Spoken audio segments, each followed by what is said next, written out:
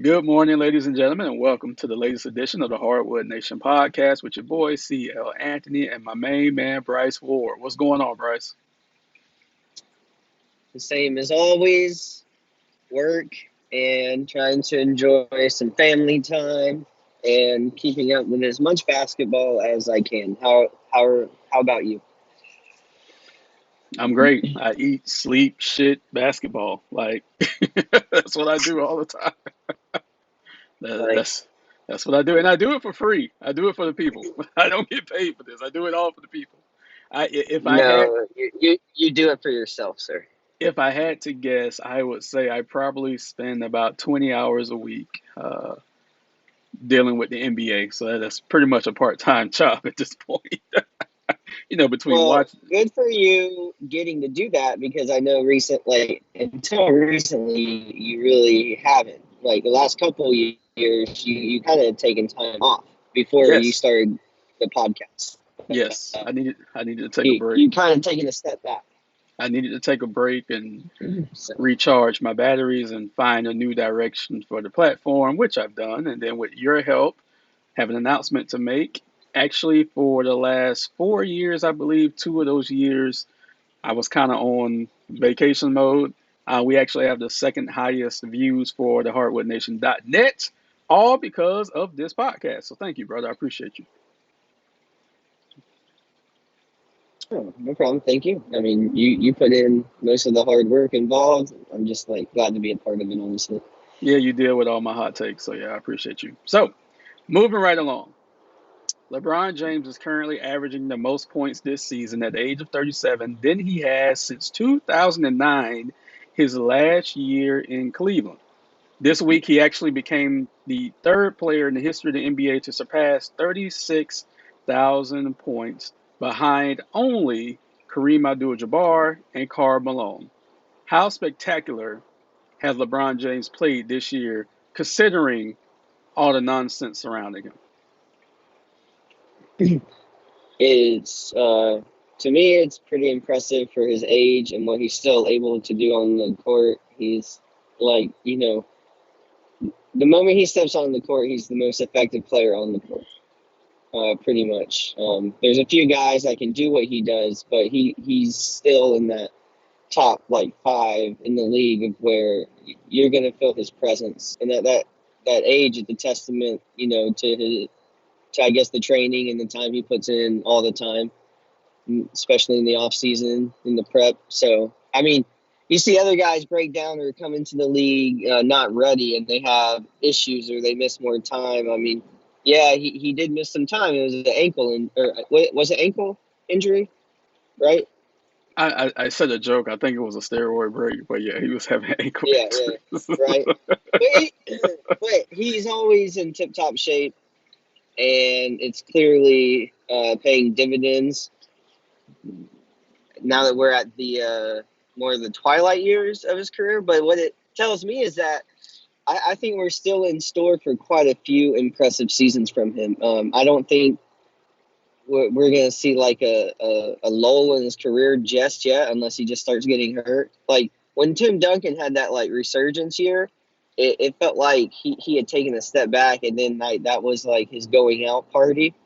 I don't think we're there yet with like LeBron James. I feel like it's going to be a real slow decline, and especially I want to get your take on this is if there is like a change in the coach long term in LA, or just a change in the game plan. Do you think him playing the center position more, or the power forward, like the big man position on the court? Do you think that can help save his body instead of having to be, I guess, more mobile on the wing more? Do you think that's like a long term play where he can still be effective no matter where he's at? No, Because to me, it seems like it could be, but I don't know. no, no. It's a short term play because it's actually going to give more wear and tear on his body, pounding down low, fighting for rebounds, taking charges, getting elbowed. It actually is more wear and tear. Good question, and I kind of want to go back a little bit. This isn't the first time we've seen LeBron play center. This isn't the first time we've seen him play power forward. It was the first time he was starting in that role where he started the game at that position. He's played a lot of center and a lot of power forward, particularly in Miami his last couple of years there. So remember who I told you was the stand-in coach while Frank Vogel was out with COVID. It was David Fisdale, who was the Miami Heat's lead assistant during those championship years. So there's a connection there. So we've actually seen LeBron do that before, but no, it will actually lead to more wear and tear. So can he do it for like a month until Anthony Davis comes back? Absolutely. But then he needs to shift back out to the perimeter. So for example, like cardio wise, it may be better for him to be in a post, but physically, absolutely not. Does that make sense?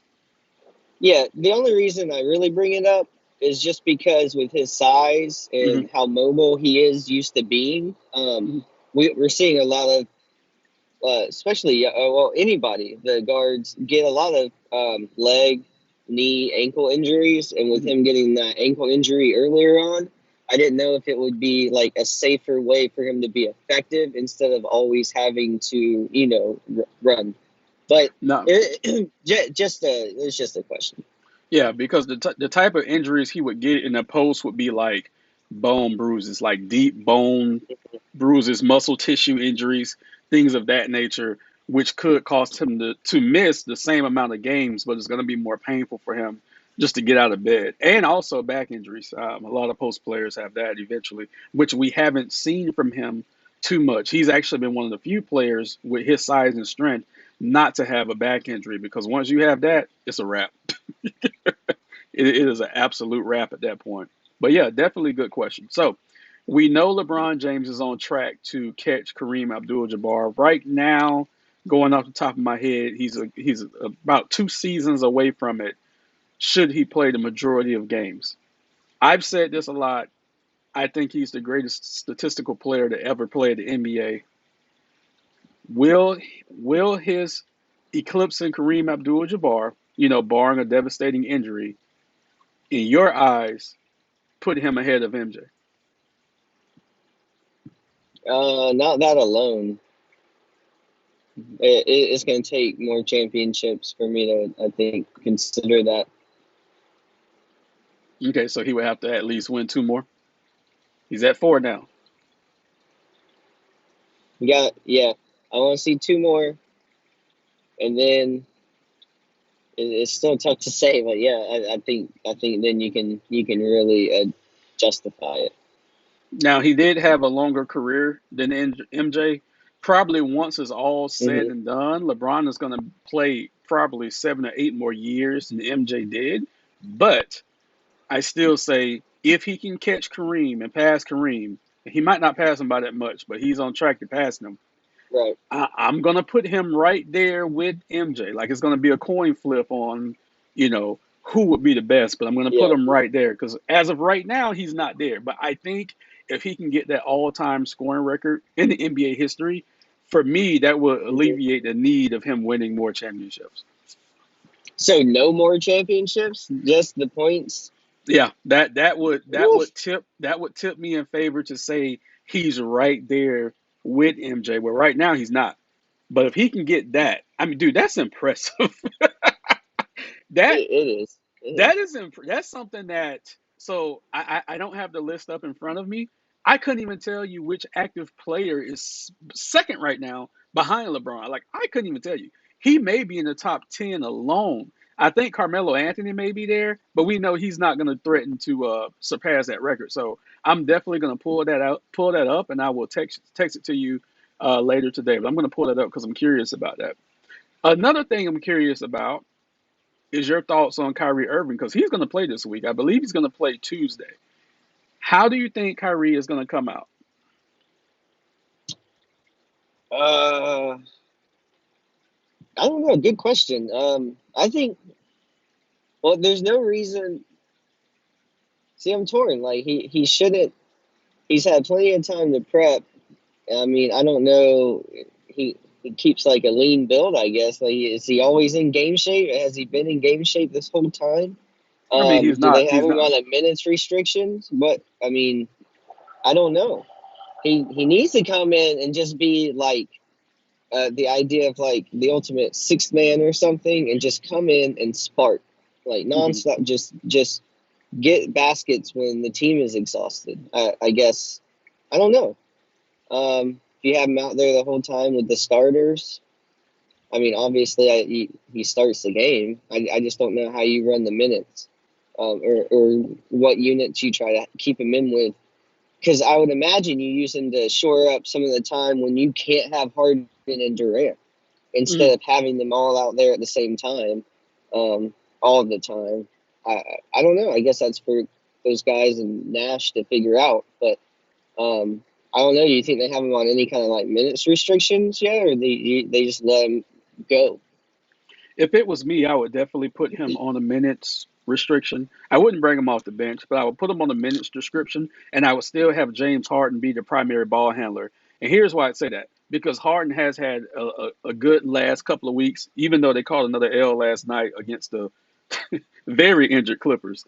Um, Harden has been playing better, so I wouldn't take the ball out of Harden's hands right now. So I would have Kyrie playing off the ball more as a two guard versus the facilitator in the offense. Really quick, hold that thought. I want to go back to our previous conversation because I pulled the list up here on my iPad. So Carmelo Anthony is in the top 10, but he's nowhere near threatening LeBron James or Kareem Abdul-Jabbar. He's 11,000 points behind, but he's number 9. The next active player on this list, and this is just the top 25, is number 24, and that's Kevin Durant. He would have to score another 14,000 points to catch Kareem or LeBron. And I don't think at his age he's going to be capable of doing that, considering he did lose a season. Um, what do you How think old about is that? Kevin Durant compared I, to LeBron James? I believe there's a 5 or 6 year difference. I can't remember that off the top of my head, but at because Durant's sitting at 24,000, he has to hit 38. What do you think? I don't know. That seems a bit much. But Because consider looking at this list in the top 25. There's only 3 players in the top 25 active: LeBron James, Carmelo Anthony, and Kevin Durant. That is phenomenal. That is that's wild. phenomenal. That's wild. Do you think? And how old is Stephen Curry? Steph Curry is like 30, 32, 33. He missed too much time, I guess, early He on did. to even. Yeah, remember early in this year, he lost a couple of. He actually lost a full season almost twice with those ankle injuries and that last Yeah. injury that he had. All right, so get back, Yeah. Okay. get back to Kyrie. So, like I said, off the ball, keep the ball in James Harden's hands because I think it'll be too big of an adjustment right now to take the ball out of James Harden's hands and then let Durant be Durant because we know what Durant's going to do every night: 30 to 35 points, and that's it. That's all he needs to do. So my next question is, if the Brooklyn Nets do not win the championship this season, what will the excuse be? Because God knows we heard every excuse in the book last season. What will it be this year?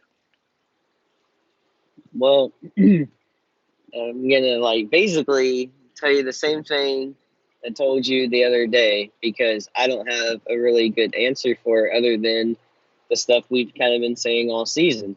Because I don't think either one of us had the illusion that Brooklyn was gonna have some kind of like cakewalk, even with Kyrie healthy, uh, just getting into the or getting winning a championship.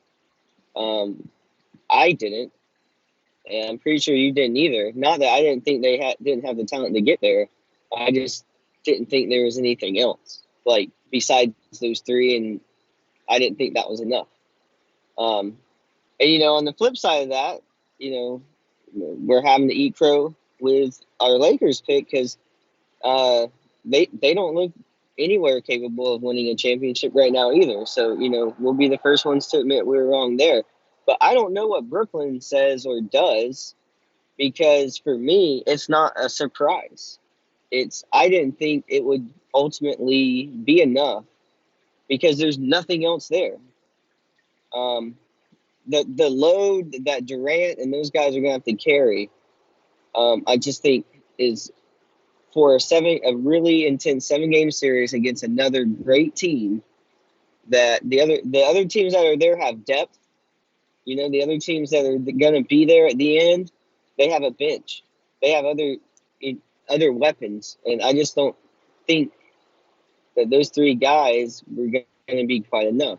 Now, I could be crazy, that's fine, but I don't know what the excuse is because I didn't see it to begin with. I don't know. Their bench, Kyrie Irving missing so much time with the team, um, James Harden coming in and having problems, both with his conditioning and with the rule change. You can't put any blame on Kevin Durant because he's playing like an MVP. Um, I don't know what their excuse is. Steve Nash not being experienced. I don't know. How many things can we pick? The bench all being old and decrepit. What more can you say? But I wasn't convinced of it to begin with. Not to be like, oh, they won a championship. I'm so surprised. It's just I thought it would be a lot for them to pull it all together. And so I don't know. What do you think their excuse is? Well, I was coming from a fan perspective because we heard all the Brooklyn Dick Riders crying all year about people being hurt, people being out, COVID, yada, yada, yada, yada. So I was wondering, okay, what excuses are left for them to use this year? I went on record earlier this year in one of the podcasts stating that I don't think Steve Nash is going to be the coach next year if they don't win the championship this year because something at that point will have to change. Something will have to change because for almost 2 years now, all we've heard is Brooklyn's the best team in basketball. Brooklyn's going to win the championship. And we have stood strong and said, how? It's not going to happen. So we're Kyrie's coming back. They're going to be quote unquote complete. I think some people are going to talk about continuity as far as Irving only being allowed to play in road games. So that might be an excuse somebody would come with. But I asked you this question last year. I believe Kevin was on with us. I'm going to ask it again. If Brooklyn doesn't win the championship, would you consider it a complete and utter failure? Yes. Got it. I'm in total agreement with you. Now, with that said, let's take a look at the standings because we actually had some funny stuff happen. We had some funny stuff. So remember I told you Brooklyn took another L. They lost to the Clippers. They also lost to the 76ers this week. Lord, I can't talk today. Brooklyn's not number one in the East anymore. The hottest team in the NBA currently is the Chicago Bulls. They're number one in the East, Bryce. How you feel about that? Um, a little. I don't. I thought they were going to be good. I didn't know how good. Mhm. They look very impressive. The East does not seem easy. Philly has had some issues, of course, as we know since the offseason. Milwaukee had to get healthy and get their roster back. Brooklyn was a question mark in terms of really how far they could take themselves. Boston was a small question mark. There was a lot of competition, though. We didn't know what Atlanta and New York were going to be like after capitalizing on strong seasons, but it seemed like it was going to be a very tough East. And the Bulls, we've said the whole time, look like they're going to be great on paper, and they've been great all season when completely healthy, and even better than a lot of teams when they've been broken up. Because they've been hit with a lot of issues as well, just like all the teams. But I didn't think they would piece it together so fast and be so efficient so early. And to all the people that pissed off DeRozan, uh, y'all fucked up because he's having like the best season of his career. Dude, you saw the game winner I Which sent you, is right? crazy. Didn't he? I think he hit two. He hit another one last Did, night, yeah. yeah, didn't he hit another one? Yeah, They're like, let's make it close so DeRozan can hit game winners. bro. Like, look, that team has some studs. You know the love we both have for Vooch. Vooch has been playing solid double double machine, doing Vooch things. Zach Levine is being Zach Levine. He's playing great at an all-star caliber. When Lonzo was there before COVID, he was playing great. But DeMar DeRozan has separated himself from those two, and he's been playing at a superstar level. He should be in the All Star game, and I give him a vote for a first team All NBA selection at this point because he is showing something that we have never seen from him. Never seen from him. If he would have played like this in Toronto, they might Oh have gotten God. another championship. Yeah, they might have would have beat Cleveland one of those years. He has taken that leadership role which we've never seen him before. Because even in Toronto, Kyle Lowry was the leader of that team. DeRozan could have been the best player, but Kyle Lowry was the leader of that team. And now And even with who was the guy right before DeRozan that was basically DeRozan on that team? He was older. Um, on that team, Rudy Gay. no, Rudy Gay wasn't on that team. I don't remember. You might be thinking of another team. I mean, Bosh was there before. You had the Bosh years, and then you transferred There, into there the. was someone there with Lowry and DeRozan. I want to say. Okay. Anyways, yeah, I don't know what happened, but it's crazy. Yeah, he is playing phenomenal. And like I said, is he the best player talent wise on the team? No, that's Zach LaVine. But he is showing that he has balls the size of grapefruits. And I mean, I heard of the game winner last night. I didn't see it, but the other game winner I saw it live, and I was like, holy fucking shit! Like I couldn't believe it. Hmm. I couldn't believe it. A one-legged runner behind the three-point line and baked it in. I was like, what the fuck? And then he just stood there and posed. I was like. Yeah. Dude, I felt that. I was like, yes. So I'm going to go through the top five teams in the NBA right now. So these are teams by record going by their last 10 games. So we just talked about Chicago, 8-2 in their last 10 games. Well, there's another Eastern Conference team that's been 8-2 in their last 10 games. And they've been hurt, beat up, COVID, G League players from everywhere. The Miami Heat are 8-2. So those are your two top teams in the NBA right now based on their last 10 games. Then you have Milwaukee, who is surging, 7-3. Golden State, 7-3. And the Utah Jazz, 7-3. So those are your top five hottest teams in the NBA right now. Let's keep it in the East. How do you feel Miami has been playing, considering Bam has been out for almost a month? Lowry missed 2 games. Jimmy was out for almost a month and a half. Tyler was out for a little while. And now Duncan Robinson out. How do you feel about the Heat going 8-2 in their last 10 games? You guys might be better off with Robinson out right now, but the rest of it is a testament to the system and the coaching staff, I believe, and just having the guys fill in at the right time when you need them. Also, I don't know what your schedule has been like. You might have been slightly benefited from a weak schedule. I don't know. I'm not going to just say that, but We I think have. most of it is coaching staff and having guys that just already know the system and knowing what to do. Because Spolster being there as long as he has, and you guys having it as much success as you have had in the past with weaker lineups, I think a lot of that just goes to them. So I think that's what it is. But you guys have had a strong team most of the season when healthy, which I know hasn't been too much. There too many games that you've had a completely healthy roster. I mean, not if you count Oladipo, which I know we don't. So, Yeah, we don't. Yeah. but Yeah. uh, I'm surprised y'all been able to stay 8-2 with all of that going on. But I've been talking about you guys all season, so I'm not necessarily surprised. But 8-2 with everybody being out, you guys are just going to be so tough when everyone's healthy. If you can get healthy, I know that's a big if for everybody as well. So it's not super surprising. The 8-2 is a little, but I picked the Heat to be there towards the end of the season, anyways.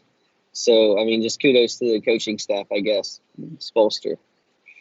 To keep it in the East because the East is very interesting. So we just talked about Chicago being number one, Brooklyn's number two, Milwaukee's number three, Miami's number four. I'm going to stop right there because here's why. The top four teams are only separated by 2 games. 2 games, Price, from one to Hmm. four. Cleveland's five. That's where the gap starts. So Cleveland is 3 games behind Miami, Philly is 3.5 games behind Miami. So the top four in the East, again, split by 2 games. And I actually think there's an error here because Milwaukee and Brooklyn are tied by percentage points. But if it was a straight tie, then Milwaukee would have the tiebreaker. Okay. So do you think right now on paper the Brooklyn Nets can beat the Milwaukee Bucks in the 7 game series, the defending NBA champion? No, Do you think the Brooklyn Nets can defeat the Miami Heat in a 7 game no, series? Do you think the Brooklyn Nets can beat the Chicago Bulls in the 7 game series? no. Brooklyn's fucked. All right. We just had to get that out. Bryce, I've been wrong before. Let me preface the choice with you. Bryce, Russell Westbrook has been a lightning rod for the Los Angeles Lakers this year. For his career, he's been a lightning rod pretty much everywhere he's gone. I know you've seen the chatter on Twitter. People talk about turnovers, shooting percentage, things of that nature. I had a few Twitter battles this week with some people who I shut down, by the way. Do you think I've changed my mind and have turned on Russell Westbrook? Oh, that's absolutely not. I thought it was going to be a tougher question than that. Did you change your mind? No. You could have asked me that about like basically anything, and I'd be like, no, he didn't change his mind. There's like one thing I can think of that you had to change your mind on because you were forced to, and that is Drew Holiday. Besides that, you don't really change your mind. Drew Holiday is the GOAT, and I truly appreciate his contributions to the NBA. And thank you for bringing that championship to Milwaukee because Giannis really needed that. Um, no, I haven't changed my mind on Russell Westbrook. In fact, I have doubled down on the greatness that is Russell Westbrook. That's not I, I surprising. I have doubled down on paper the second best Laker on the team this season. No, it's not Anthony Davis, aka Street Clothes. It is one Russell Brody Westbrook. He is the second best player on the team. He's been on fire for about a month. Look, his turnovers are like Shaq with free throws. You take the good with the bad, right? Let me If tell you, anything, the more hate Westbrook gets, the more you will hate Anthony Davis. I know that because you already don't like Davis. So I I don't know the think more hate Westbrook gets, the more you're gonna put this on Davis. I already it's know. not that I dislike Anthony Davis. I've been consistent in my message about Anthony Davis that he doesn't make players around him better. He is a phenomenal, phenomenal talent, but he does not make his teams better. And I can argue that Russell Westbrook has done it before when he took trash teams to the playoffs, which Anthony Davis had only done once. Again, so it's not anything disrespectful against Anthony Davis on paper in fantasy. Oh, he's fucking fantastic. When it comes to a team dynamic, he's trash, and I've always been consistent in that message. So as far as the second best player on the Los Angeles Lakers, only behind LeBron James, who is the king of the NBA currently, I'm giving all the kudos to the world to Russell Westbrook, and I challenge anyone on Twitter to hit me with facts on Russell Westbrook. Because when I tell you I shut these people down this week, I shut them down. Specifically when they're like, "Well, he's not shooting bad," and I listed 7 Lakers that he's shooting better than, Right. and he's turned over the ball. We'll talk about James Harden and his turnovers, and also LeBron James and his turnovers. But they won't do it because Westbrook is such a lightning rod. So no, I'm doubling down on the Westbrook. So this is like a commercial, like an infomercial. Just keep bringing the hate because I'm going to keep knocking you down. Not you personally, but you know who I'm talking about. Those idiots on Twitter. Mm-hmm. Oh, That was my Westbrook rant for the day, and I'm going to keep doing this weekly. I'm inviting the hate at this point. Okay, Bryce, I'm going to give you the table. oh, You have trolled me for the entirety of our friendship about who I believe you consider the greatest Heedle of all time, Mario Chalmers. And you told me that one day Mario Chalmers was going to be back in Miami. and I didn't believe you because I didn't want it to happen. How did you feel? Tell the people how you felt when I sent you that tweet showing that the Heat was signing Mario Chalmers to only a 10-day contract. Okay, only for 10 days. Mhm. How did you feel? It instantly put a smile on my face. Like very few things have in the last couple years. Um, my daughter being born, Luke Skywalker coming back on the Mandalorian.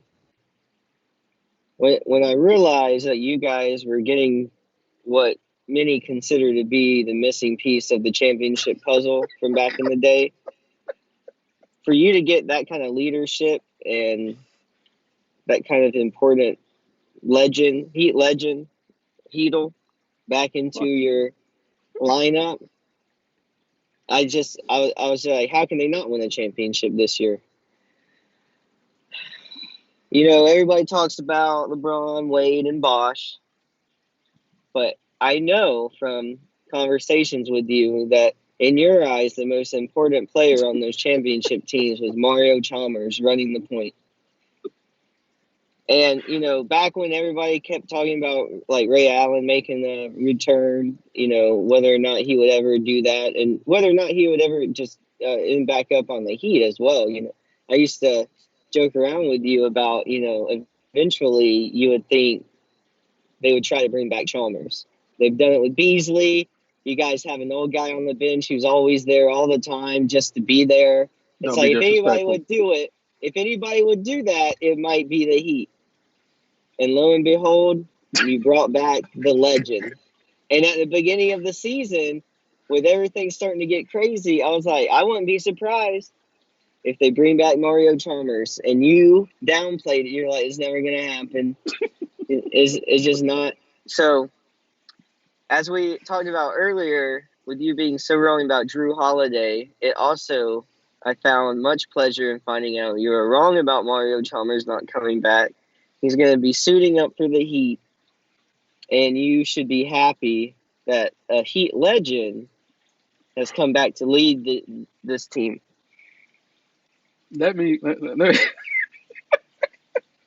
I thought it was a joke for that for the 7 years that he played in Miami. If it was one player I hated, it was him because he was so fucking useless. And the only thing he was good at was getting yelled at by LeBron James. Okay, Heat Twitter, Disrespect. Heat Twitter actually disagrees with me. The high majority of Heat Twitter loves Mario Chalmers and enjoys I know. Mario Chalmers. So I they were know. all rejoicing and doing podcasts about Welcome Back Rio. And I was like, my world was crashing down because Bryce was right all these years.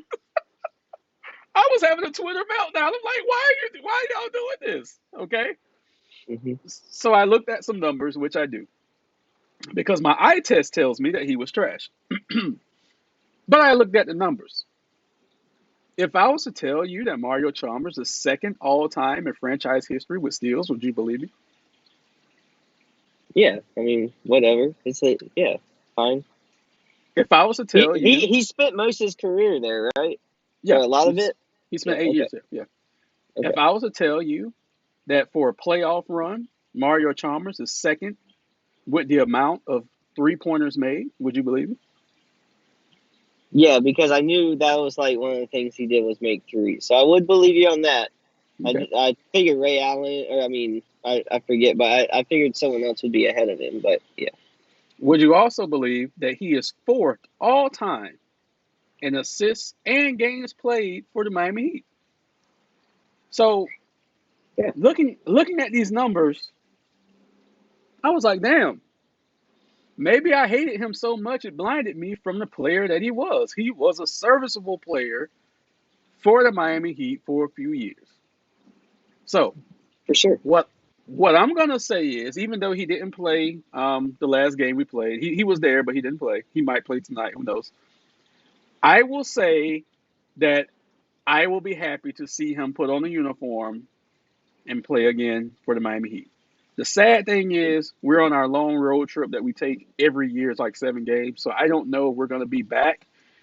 before his 10-day contract runs out. They may give him a second one for shits and giggles just so he can suit up at home. But right now we're on a Hmm.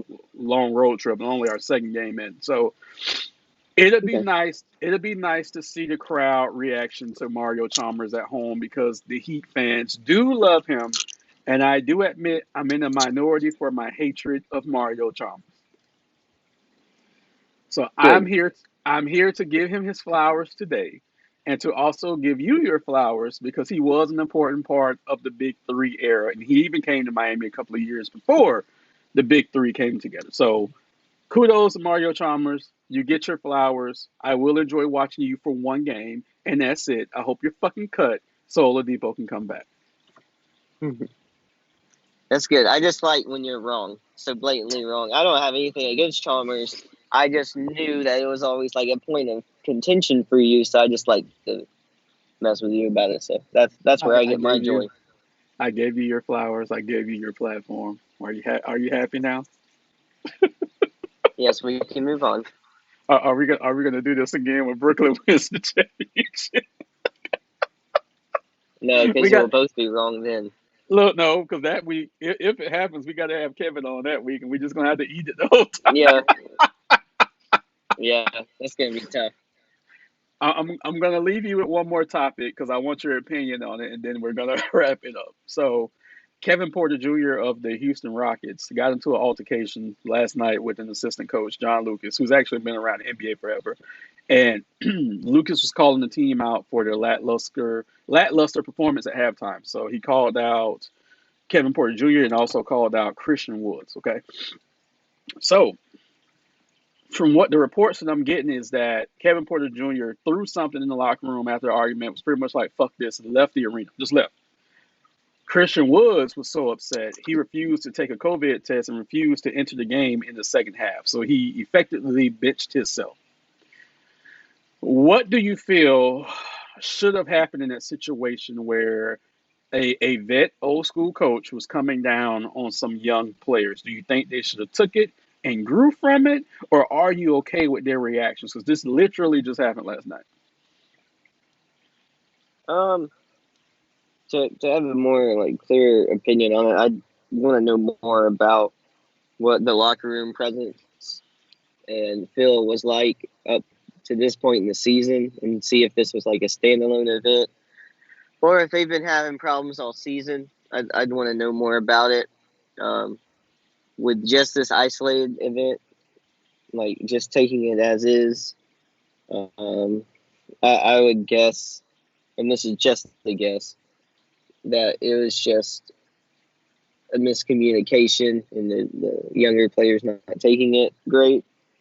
Um, but that seems a little short sighted. So I'm not sure. I would have to know more before I really gave a better opinion on it, I guess. Well, here's my opinion, and it's going to be unfavorable, but you know us, we don't give a shit. Kevin Porter Jr. had problems in Cleveland. They shipped him out last year to Houston.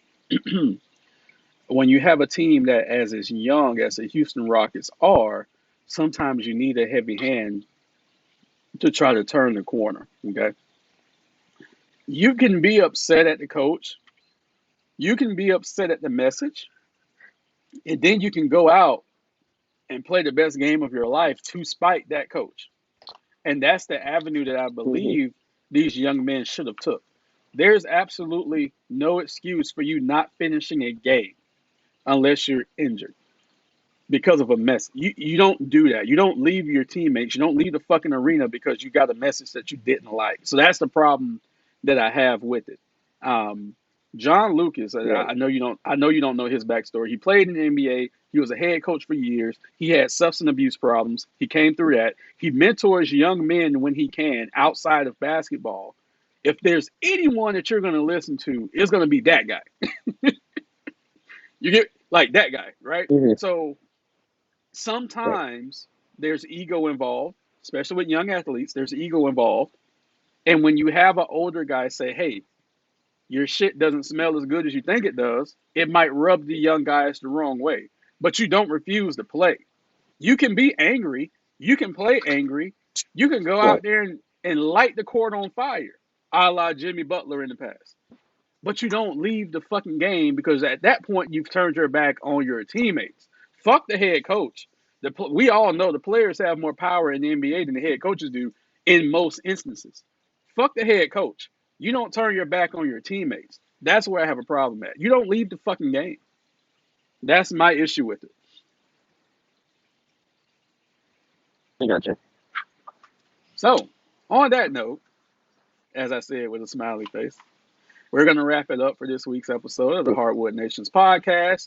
You can find us on Twitter at Hardwood Nation, on YouTube at the Hardwood Nation, Facebook, Instagram. On the YouTube specifically, I believe the percentage of people that watches our videos has gone up to 90% versus ones who are subscribed to our channel. Now, we are growing our subscriber base, but we need some of you 90% to actually click on that subscribe button as well. Like, comment, and share our Please. content. Because as you guys grow, we will too. Thank you so much, and that's going to be it.